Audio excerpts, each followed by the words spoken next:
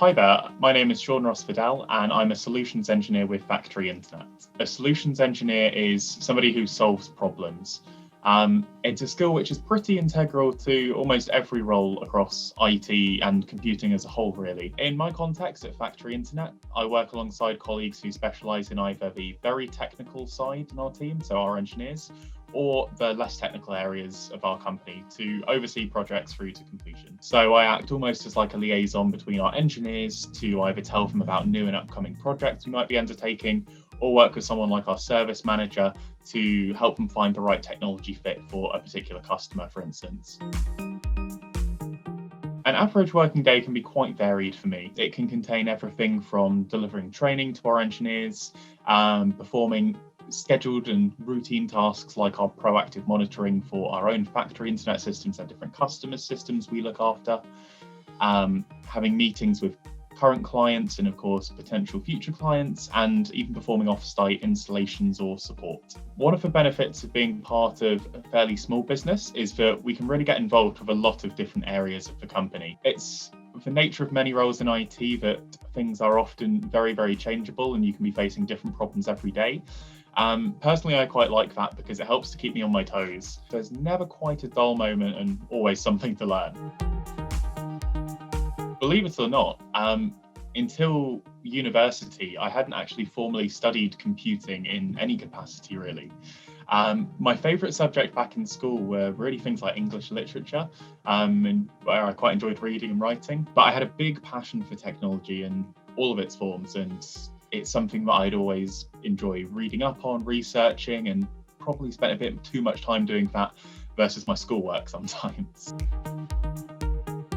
I think I've had quite a varied career pathway. It wasn't until I was maybe 18 or 19 that I realised that it was what I really wanted to do. I hadn't studied computing previously and had actually just started out a degree in philosophy, believe it or not. There really came a point when I realised that this passion was what I wanted to follow over the things I'd studied at school. After my first year of studying philosophy at university, I changed courses and changed universities, and studied a course called Multimedia Technology and Design at the University of Kent. That course picked up on not only the aspects of computing and programming and the real techie bits, which are a good amount of fun, but also had a bit of a creative twist, which is really quite rare to find, both in industry and in education. Studying for my degree really showed me that I didn't actually want to go into the deepest, darkest depths of technology that maybe I thought I did, into things like software engineering or the very technologically advanced areas. I may be better suited to act as somebody who could communicate the skills and those technical knowledge to, let's say, non-technical people in what we often call human terms that are easily understandable and not full of jargon and things like that. Being part of a small business means there's loads of room to grow as the company evolves around us too.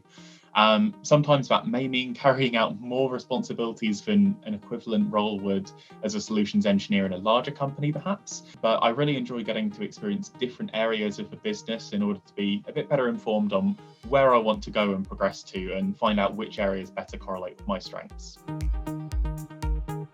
Inspiration is probably the most important thing in anyone's passion, isn't it? I definitely have a passion for all things technological to thank for where I am today. It's really what gave me the motivation to learn the things that I needed and to always stay enthused about it. I think there's probably a few inspirations I have to credit, but first was probably the fact that maybe a period of my time in that modern consumer technology as we know it now, things like computers, smartphones, fast internet being so obviously utilised in our day-to-day, such as sitting on a Zoom call, for example. That really first began to emerge when I was at quite an impressionable stage as a child in the early to mid 2000s.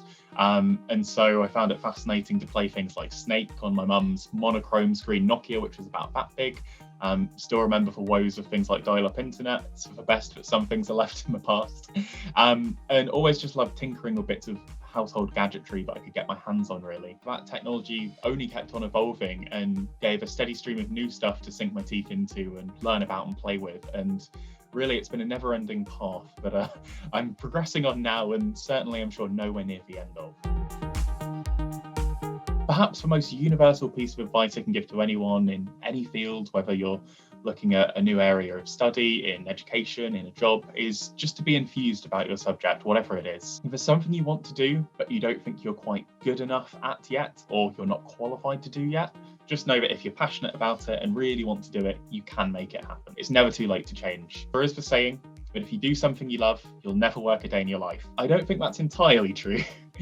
You'll probably work every day of your life and really, really, really hard, but you will absolutely love what you do and you'll really enjoy doing that.